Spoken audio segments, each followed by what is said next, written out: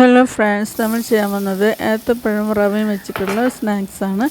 ഇതിൽ വന്നിട്ട് ഒരു ഏത്തപ്പഴം എടുത്തിട്ടുണ്ട്. അതിൽ കുറച്ച് നെയ്യ് ഒഴിച്ച് നട്ട്സ് ഇട്ടിട്ട് അത് റോസ്റ്റ് ചെയ്ത് മാറ്റി വയ്ക്കുക.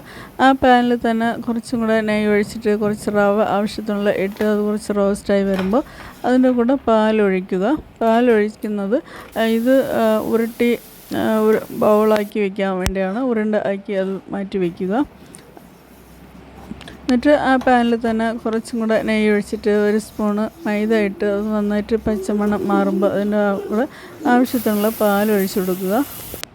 പാലൊഴിച്ചിട്ട് ആവശ്യത്തിനനുസരിച്ചുള്ള പഞ്ചസാര എത്ര മധുരം വേണോ അതനുസരിച്ച് ഇടാം.